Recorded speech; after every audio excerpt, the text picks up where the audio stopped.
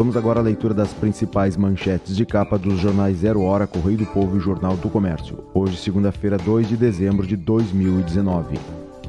Jornal Zero Hora destaca: cúpula no Rio Grande do Sul terá marca de um Mercosul em transição. Dirigentes de Brasil, Argentina, Uruguai e Paraguai se reúnem de hoje à quinta na Serra Gaúcha. Jair Bolsonaro, que já disse que tudo é possível, sobre permanência brasileira no bloco, virá para o encerramento junto com outros presidentes. Itamaraty organiza evento há um mês em Bento Gonçalves. Feminicídio. Jovem é morta pelo ex com tiro na cabeça. Crime em Arroio do Sal gerou crítica do Ministério Público à suposta omissão de prefeitos do litoral. Tecnologia. Empresas já admitem leilão do 5G em 2021. Adiamento por um ano livraria Brasil da disputa entre Estados Unidos e China. Seu bolso 1. Carne mais cara faz consumidor mudar hábitos. ZH percorre açougues da capital e mostra como clientes buscam opções. Seu bolso 2. Semana para renegociar com os bancos. Instituições promete descontos de até 90% para quem tem dívidas. As campeãs.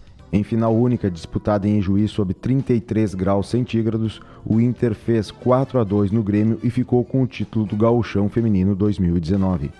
Dono da vaga. Ao golear o São Paulo por 3-0, o Grêmio assegurou lugar na fase de grupos da competição continental. Perto da vaga. Guerreiro marcou no 1-0 sobre o Botafogo, que deixou o Inter a um passo da Libertadores 2020. Cláudia Laitano. O espírito rixoso que assombra a festa de Natal. Túlio Milman. URGS e UFC-SPA. A neta do plátano de Hipócrates. Paulo Germano. Centro da capital. 16 pés de plátano derrubados. Marta Esfredo. As frases de Paulo Guedes, a gasolina, a carne e o dólar. Vamos agora às manchetes de capa do jornal Correio do Povo.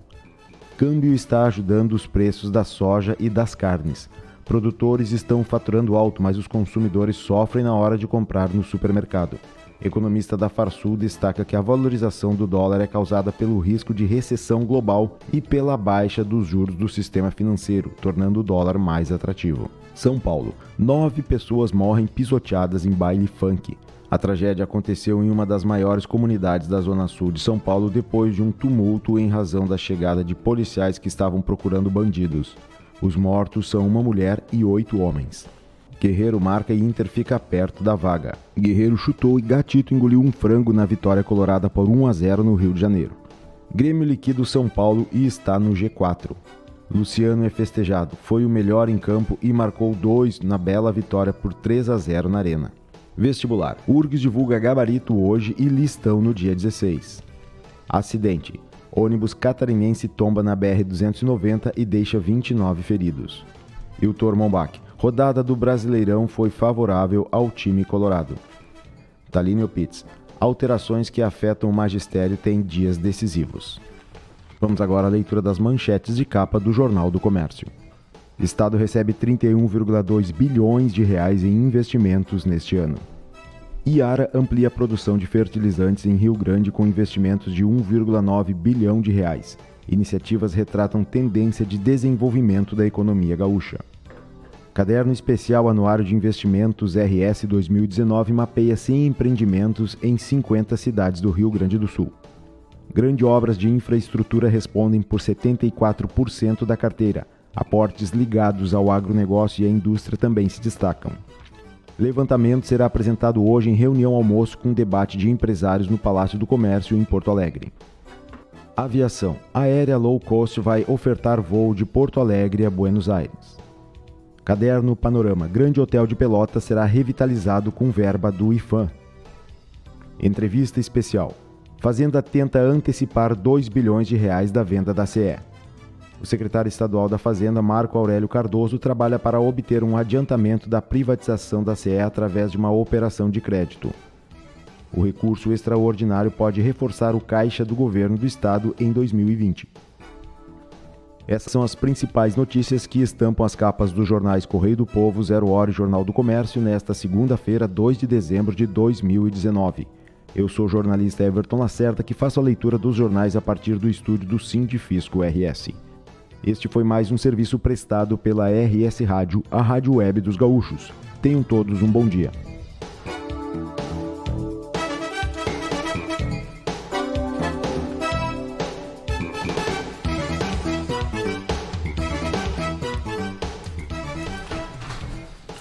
Olá, estamos ao vivo aqui direto do estúdio do Sindifisco RS.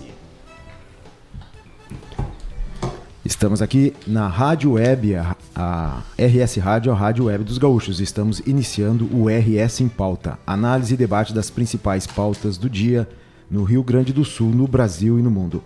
Eu sou o jornalista Everton Lacerda e me acompanham aqui para comentar as principais notícias os auditores fiscais Christian Azevedo e Diego de Grazia.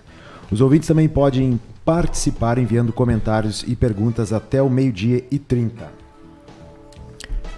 O WhatsApp para contato é o 996-697-564. O RS em Pauta é transmitido ao vivo de segunda a sexta-feira, a partir do meio-dia. Sejam todos muito bem-vindos aqui no estúdio. Bem-vindo, Christian. Muito obrigado, Everton. Bom dia, ouvintes. Bom dia, Diego. Bom dia, Everton. Vamos nós para mais um debate aí. Vamos lá, bem-vindo, Diego. Bom dia, pessoal. Vamos lá. Então, o que temos para hoje? Aqui como nossos destaques, final de semana, bastante futebol feminino. O Guerreiro é top. O Guerreiro é top, mas o Gatito deu uma forcinha, né? E o Grêmio fez o seu papel. Aquele golzinho que o Gatito tomou, minha Nossa Senhora, até minha mãe defendia, cara. E o Grêmio ainda fez o crime no São Paulo, então, de tudo, né? Vamos ver se dá aí. Pegar pelo menos uma pré-Libertadores. Tá certo, nós temos várias notícias de novo. O dólar continua em pauta, né? Agora com um pronunciamento aí do Trump, dizendo que pretende dar algum aumento aí na questão do aço e do alumínio no Brasil, em função de que o Brasil e a Argentina estariam forçando, de alguma forma, a alta do dólar, né? O Trump tem sempre essas declarações, no mínimo, polêmicas, digamos assim, né? Tanto quanto polêmicas. Mas não dá para... Eu não consigo ver fundamento em dizer que Brasil e Argentina tem condições de influenciar a questão cambial dessa forma. Eles não têm esse poder todo. Quem efetivamente tem poder de influenciar câmbio é os Estados Unidos, né? Principalmente em questão da taxa de juros. A alta nos preços também.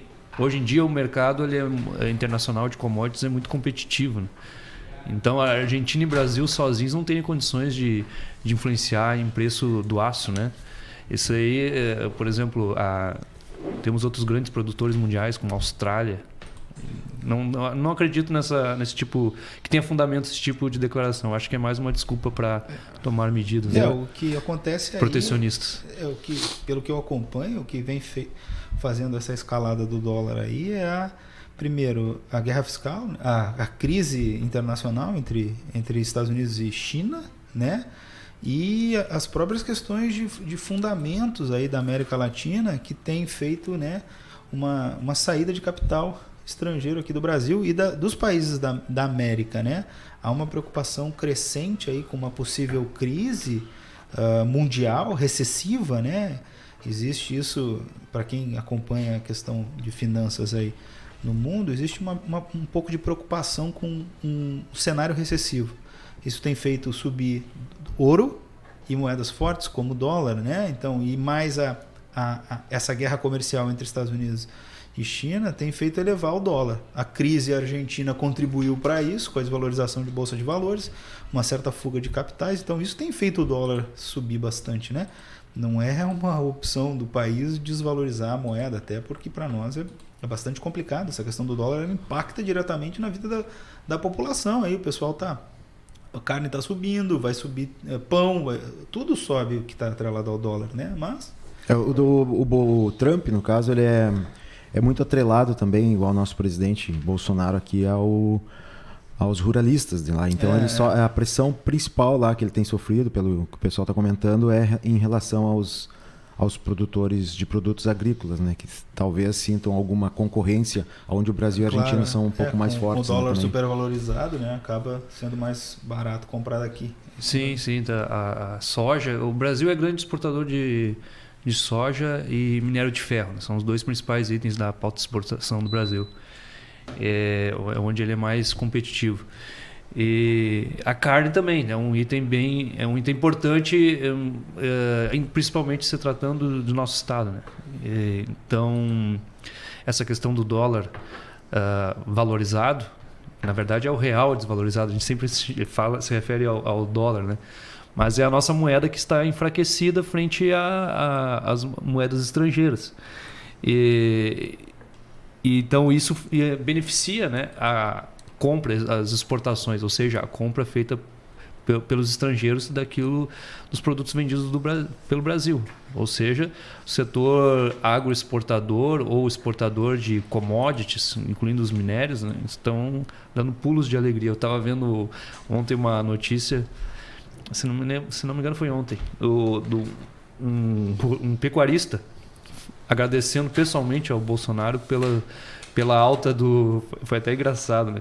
Ele agradecendo: o senhor vai entrar para a história com essa alta do preço da carne, porque vai nos ajudar muito. E o Bolsonaro não estava entendendo nada, porque ele achou que fosse, sei lá, uma ironia, e ele dizendo assim: não, tá ruim, né? Mas a gente vai melhorar. Na verdade, ele estava agradecendo. O Bolsonaro não tem nada a ver com a história do aumento do preço da carne, né? Mas as pessoas, elas simplificam as coisas dessa forma. É que tem beneficiado o produtor, né? Os produtores de carne, eles estão se sentindo beneficiados. Mas ele estava falando como se fosse uma medida do governo Bolsonaro, enquanto, na verdade, o Bolsonaro gostaria que estivesse baixando o preço da carne e não aumentando o preço da carne. Para o governo é ótimo, né? Levar créditos por algo que ele não fez, ainda mais achando que é bom. Mas deu para ver que na hora ele não entendeu nada. Falar nisso, também os presidentes agora dos governos ligados ao Mercosul estarão começando a reunião essa semana aqui em Bento Gonçalves, né? Encontro do Mercosul. Também isso aí deve ter alguma influência aí nas próximas atividades, dependendo da relação aí que os governantes conseguirem firmar entre si. Porque o Mercosul aqui, a América Latina, ela é forte, né? A América do Sul aqui. Mas pelo que se vê, a tendência não é se estreitar laços, assim, né? Se distanciar. Essa é a tendência, pelo que a gente tem. Essa relação Brasil-Argentina e também dos governos bastante complicado. Já não é uma relação fácil historicamente, né? E em termos de economia, o Brasil e a Argentina competem em vários itens. Então, e colocam restrições alfandegárias para vários produtos que eles competem. Então, tem parceria em alguns, claro, mas também tem competição em outros.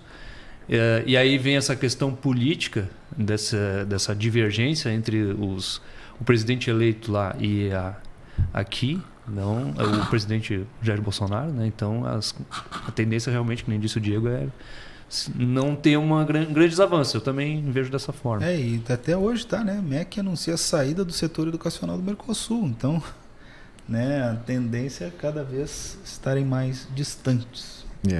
É complicado. Começa hoje também a Conferência do Clima, que é em Madrid. E o Brasil também, da mesma forma que os Estados Unidos, lá em 2017, o Brasil vai para lá, mas sem uma representação oficial, assim, né, de Estado. Ele até vai participar através de instituições, aqui, Instituto Clima e Sociedade, e o outro é Instituto de Pesquisa Ambiental da Amazônia.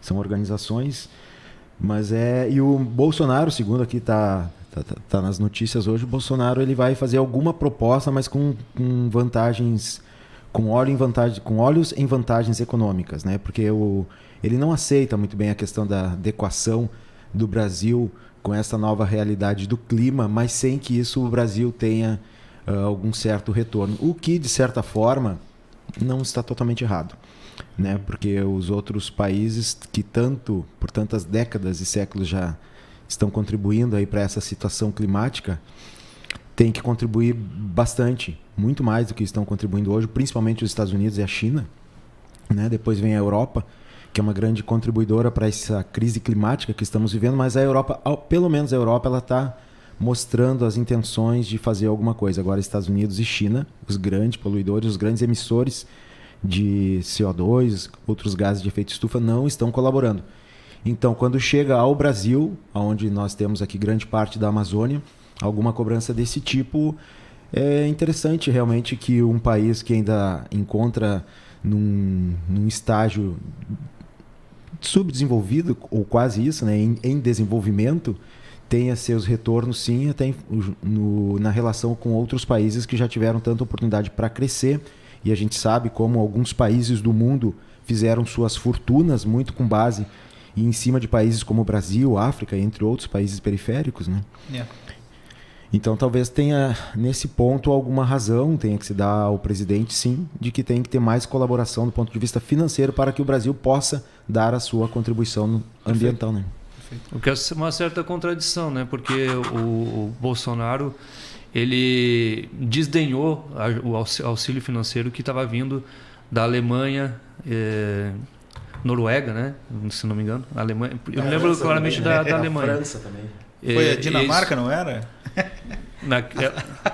Foto, eu acho que era. Aquele postou da matança das baleias, né? Ele se enganou, botou uma outra foto lá. Mas ele vive fazendo isso, né? Se enganando. Ele teve aquele caso com a mulher do presidente da França também, né? Não, mas ele ajuda, se eu não me engano, a maior ajuda era da Alemanha. E ele desdenhou, dizendo que a Alemanha aproveitaria muito melhor os recursos investindo nas suas no próprio reflorestamento do seu país, né? E que o Brasil não precisava daquele dinheiro. Era uma quantia bastante considerável. Uma coisa interessante, eu estava lendo aqui, dando uma olhada no jornal de sábado, né? E o Correio traz uma notícia interessante. Eu não sei se o pessoal já comentou isso, peço perdão, mas a PPP da Corsã teve um resultado interessante, né? E aí vem o que eu quero ressaltar, que isso é importante, né? PPP é uma coisa importante de se fazer. Eu não sou totalmente contra, e eu acho que ninguém aqui é contra se fazer parceria público-privada. É uma opção interessante para o Estado, né? E nós tivemos aí um deságio de quase 38%, né? E é um serviço que tem um viés público que tem que ser prestado para a população. Ora, se o Estado não tem capacidade de investimento nesse ponto, né, uma PPP não é ruim, desde que feita em termos interessantes para o Estado, né, com avaliação aí na Bolsa de Valores e tudo mais, né? Então, essa é uma notícia interessante. Claro, é um viés mais focado numa teoria liberal, né, uma teoria que transfere aí alguns encargos para o setor privado, mas eu particularmente não sou contra, né?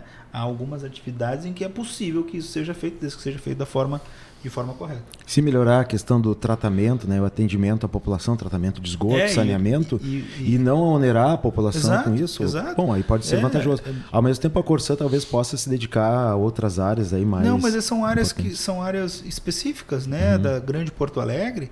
Então, por que não fazer, desde que isso seja bem feito e com, né, vantagens para o Estado e para a população?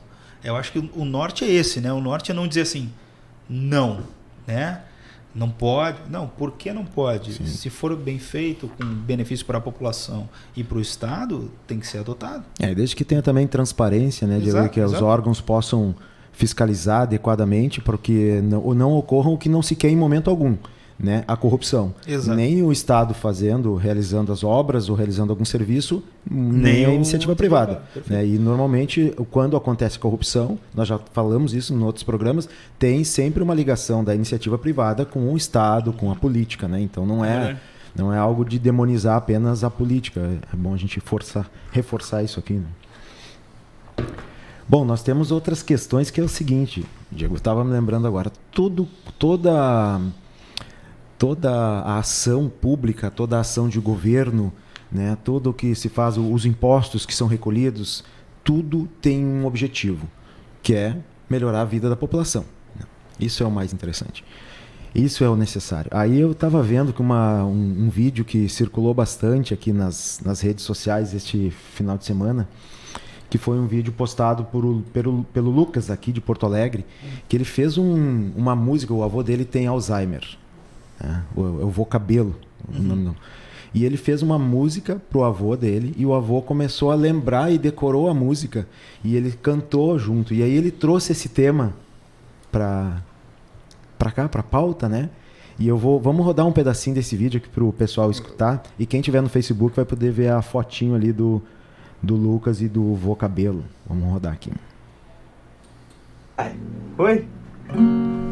Vê se não me esquece mais. Eu tava lembrando de lembrar você, de acordar só quando o dia amanhecer. Vê se se não me esquece mais. Eu tô cantando só pra te dizer que eu te amo e que a tristeza eu não sei. Vê se não me esquece mais. Eu tava lembrando de lembrar você, de acordar só quando o dia amanhecer. Vê se não me esquece mais. Eu tô cantando só pra te dizer que eu te amo e que a tristeza eu não sei cadê. Eu não sei cadê. A tristeza eu não sei fazer. Eu não sei cadê, pô. Eu não sei cadê. Que legal. É muito legal, né, gente? E isso no fundo é isso, né? São pessoas, é a vida, tudo é feito em função da vida, né? Tudo é feito em função de a gente ter melhores qualidades de vida. E o Lucas, parece que o avô dele também já estão gravando em estúdio, isso aí vai estar repercutindo bastante. Essa temática, essa questão do idoso também é uma questão importante, né? O Estado não pode se esquecer disso, porque a cada vez mais a tendência da população é ficar mais idosa, né? E lá, ao final, as coisas começam a ficar um pouco mais complicadas, né? Quem que é que vai cuidar do desassistido se o desassistido deixa de gerar, né, valor aí, por exemplo, para uma sociedade, né? Isso também, para mim, também é papel do Estado, né? Que a gente volta naquela questão também da aposentadoria, né, Diego? É que é o momento quando o trabalhador, a pessoa mais precisa é da aposentadoria. Exato. Né? O custo com saúde é algo exorbitante aqui. Se tu não tem um plano de saúde, diariamente a gente vê pessoas que têm dificuldades em serem atendidas quando depende. Mas pelo menos a gente ainda tem o SUS, né? Isso é um detalhe importante. Ainda tem. É um atendimento universal, né? Exato. O Brasil Mas é difícil também, né? Se com o SUS é difícil, eu sempre digo, se com o SUS é difícil, imagina sem o SUS, né? Achei muito legal o vídeo, muito alto astral, né? Tratando de um tema que é um tema triste, né? Eu já tive casos assim na família de Alzheimer, eu sei o quanto é difícil lidar. E a pessoa, ela é triste porque ela vai definhando, né? E as funções cerebrais vão se apagando. Não é só questão de memória. Todo mundo fala muito da memória, mas a memória é um dos primeiros sintomas, né? Mas o Alzheimer, parece que vai corroendo o cérebro, né, por dentro. E a pessoa vai ficando cada vez mais sem conseguir interagir com os demais familiares. E aí é muito triste, mas é legal ver um vídeo assim que eles levam com alto astral, né? Uma situação que é pesada, né? É isso que o Lucas comenta, né? É importante de certa forma brincar, porque né, levantar o astral do avô, né, da família. E ele tá bem feliz, dá pra ver no vídeo, né? Que ele tá interagindo com o neto dele, que é uma coisa que é o mais importante nessa fase, né? O Lucas postou umas fotos ali depois no Twitter dele, porque eles estão no estúdio gravando e eles, essa ficha não vai cair pro vô, porque nós estamos no estúdio gravando. Mas isso é muito legal. Sabe que eu tenho um amigo que é um jornalista aqui de Porto Alegre, e a mãe dele é uma apresentadora, é uma ex-apresentadora de TV muito conhecida, trabalhou na época da TV Guaíba, antes da Record comprar a Guaíba. E eu posso falar disso porque ele posta diariamente as fotos, é o Gley Soares, e a mãe dele é a Marley Soares, né, apresentadora do Palavra de Mulher durante muitos anos, cidadã emérita de Porto Alegre. E ele tem feito um acompanhamento muito intensivo com ela, sabe? Ele sai, posta foto nas redes sociais, leva ela para fazer leva em tudo, no dentista, para fazer o cabelo, para passear no parque, passear no shopping.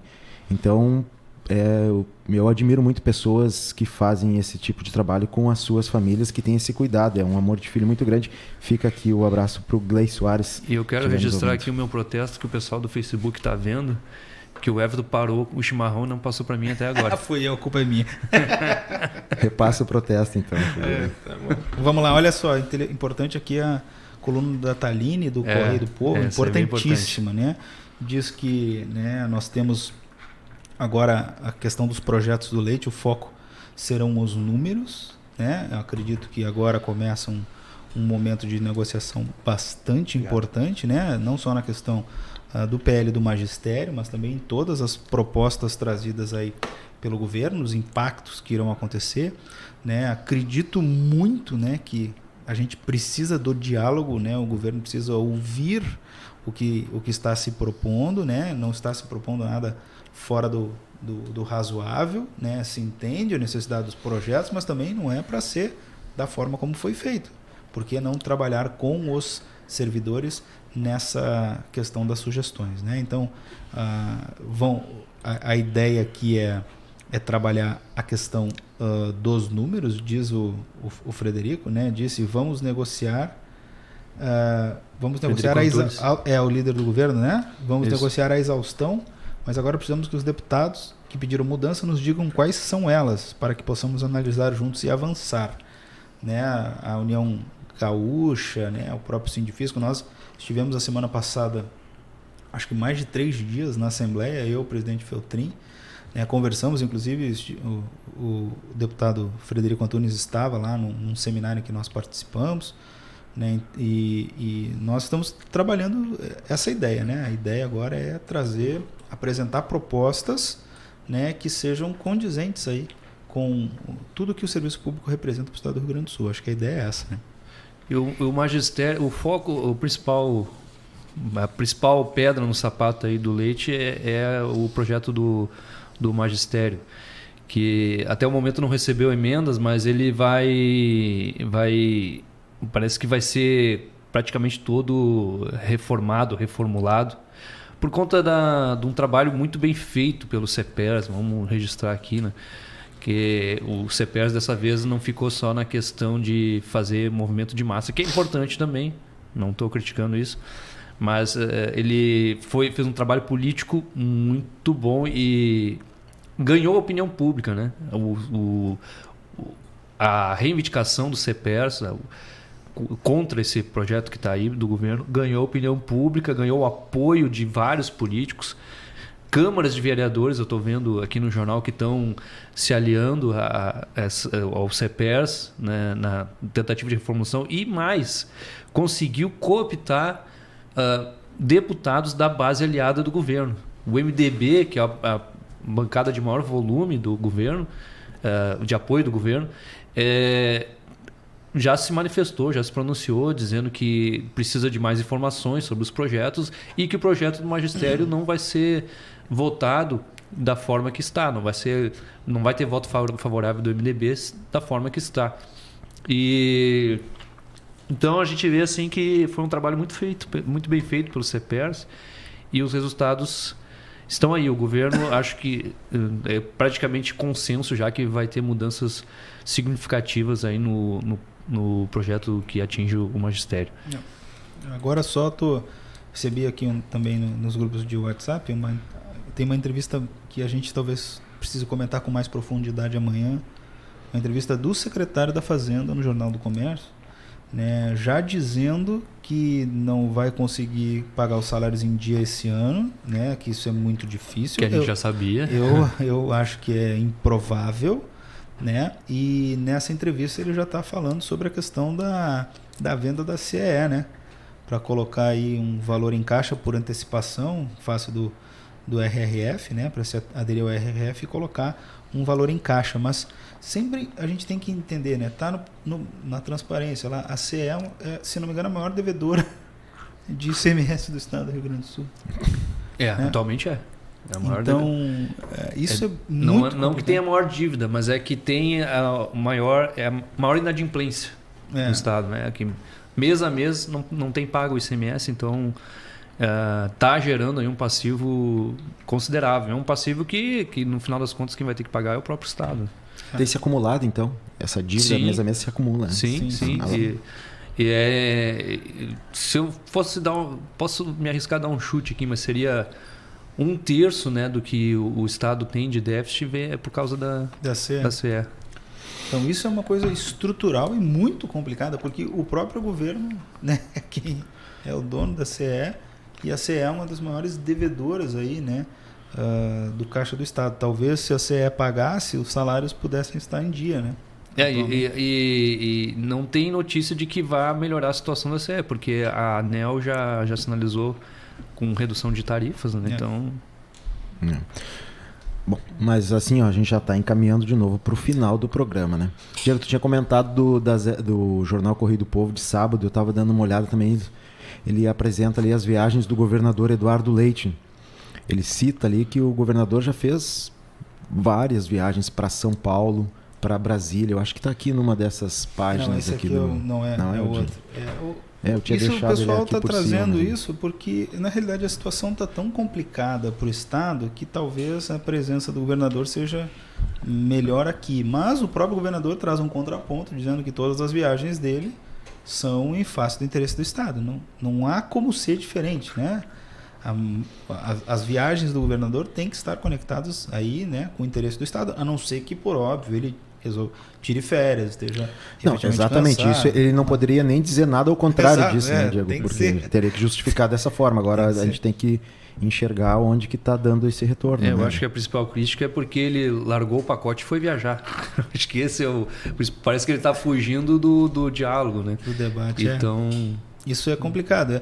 E talvez isso seja a estratégia do governo, né? Porque o governo, para fazer esse pacote, ele traçou estratégias. Tanto é que as discussões vão se dar agora no momento em que, né, efetivamente não se discute nada, porque é o momento em que vai se entrar em recesso, em festas, né? Então, é aquilo que a gente já comentou outros dias, né? É uma contradição o governo dizer que está aberto ao diálogo e mandar em regime de urgência uma reforma tão profunda das carreiras do Estado, que exige tanto, que interfere tanto que exige tanto conhecimento por parte dos deputados e que interfere tanto na vida dos servidores públicos, de muita gente, que também faz parte, os familiares dos servidores públicos, por exemplo, que depende disso, e regime de urgência e no final do ano, né? O que o governo quer com isso? Não me parece que seja disposição para o diálogo. Então, de novo, reforço aqui o apelo que eu já fiz outra vez no programa. O governo tem que ter bom senso e no mínimo retirar o regime de urgência para que a gente possa conversar, dialogar, debater melhor. Isso inclusive, eu acredito que já tenha sido consensuado na própria Assembleia, né? A gente tem ouvido isso, nós ouvimos do MDB, nós ouvimos da deputada Juliana Brizola que a tendência do PDT também é essa, ouvimos do PP, inclusive, né? Que o projeto do magistério e os outros projetos precisam pelo menos de mais tempo de debate, né? E é o mínimo, né, que a gente debata isso. Não somos irresponsáveis em pensar que não existem problemas no Estado. Somos conhecedores disso, inclusive apresentamos diversas sugestões aí, né, com as 5 receitas. Então, nós precisamos efetivamente conversar sobre isso e debater. Essa é a nossa posição aqui como entidade, né? Tá certo, nós podemos falar mais nos próximos programas sobre as 5 receitas, inclusive a partir de amanhã a gente já começa com uma nova campanha aí na 0 Hora e no Correio do Povo, né? O nosso ouvinte que lê o jornal pode também acessar essas informações. Nós vamos falar mais sobre isso aqui. Só não queria deixar de fazer o registro também, Diego, porque eu tinha falado já para o Ricardo Encho e ele disse que ia estar nos ouvindo que legal. Sobre uma dica do livro dele, né? Que inclusive foi é um livro que eu já tinha começado a ler e ficou espalhado lá na minha casa, porque na minha casa é assim, ó, eu começo a ler vários livros, enquanto eu não termino, eu não guardo. Então ele vai ficando em algum canto, até para eu não esquecer. Em algum momento tu pega e volta, aí tu voltou. Não é? E esse estava ali. Aí quando ele veio aqui para palestrar, né, foi no nosso encontro de aposentados. Encontro de aposentados, e ele trouxe esse livro, é o Shigetsu. O Dedo que Aponta a Lua. Para mim, foi o livro que me esclareceu muitas coisas, porque essa questão da meditação e dessa relação com o todo, né? Eu tenho isso já há algum tempo, até mais para concentração mesmo, né? Eu fazia meditação mais para foco, né? E aconteceram algumas ideias, isso foi abrindo a minha cabeça e eu fui atrás em termos de bibliografia. O Shigetsu foi o livro que eu mais gostei em termos de explicação, né, racional aí da ideia das técnicas de meditação, porque a gente encontra muita coisa que é muito abstrata dos grandes mestres, né? São todas interpretativos do budismo e tudo mais. E o Ricardo faz um livro muito racional, muito prático, né? Como efetivamente meditar. E está muito bem explicadinho. Então, é um dos livros que eu tenho de cabeceira, né? O Ricardo é um mestre, né? Aí, do Zen budismo, né? A ideia dele é Zen mesmo, né? Ele foi discípulo do grande, né? Aí um dos grandes mestres japoneses que vieram para o Brasil para disseminar a ideia do Zen budismo. E esse livro para mim foi muito interessante. Até foi um sucesso, né? Os colegas gostaram muito. Aí tenho certeza que tem vários colegas aí que estão aí hoje, né, lendo esse livro e se beneficiando com esse conhecimento da prática de meditação. É isso aí. Fica a dica porque é um livro bastante profundo, ele fez uma pesquisa muito longa, são mais de 10 anos trabalhando neste livro e ele traz com uma linguagem muito fácil. Para quem quiser começar a entender o que é a meditação e os benefícios e da própria meditação no estilo Zen, né, do que é o budismo japonês também. Fica uma coisa que me chamou muita atenção, só para finalizar, Everton, é que ele faz uma mensuração, né, com equipamentos de tomografia e tudo mais, de como fica a mente em estado meditativo, né, das questões das ondas de sono e tudo mais. Isso foi o que me chamou a atenção, porque a gente acaba sendo bastante racional nesse ponto. Eu não li o livro, né, não conhecia, mas eu vou ler, já comprei o livro. Mas eu sempre, faz anos já que eu faço meditação para dormir. Me ajuda muito a dormir. Isso. Deitado, mente, só fazer isso. Acabo dormindo. E durmo bem, né? Tenho uma noite tranquila de sono. E outra coisa que me chamou a atenção também, que eu faço, e que ele falou lá na palestra para os aposentados do Científico RS, é que usar máscara.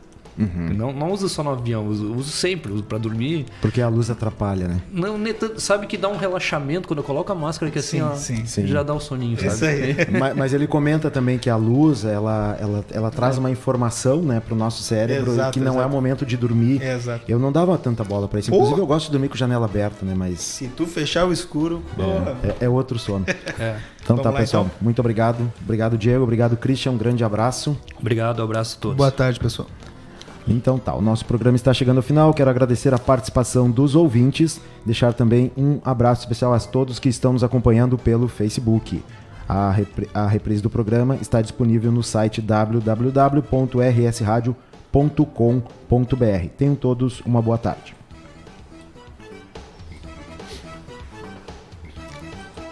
Segura aí. Você saiu o Facebook? Tá.